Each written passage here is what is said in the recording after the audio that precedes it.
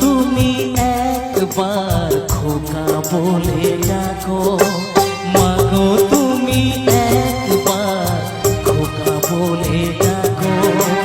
নীরব হয়ে অবাক চোখে কেন চেয়ে থাকো, নীরব হয়ে অবাক চোখে কেন চেয়ে থাকো।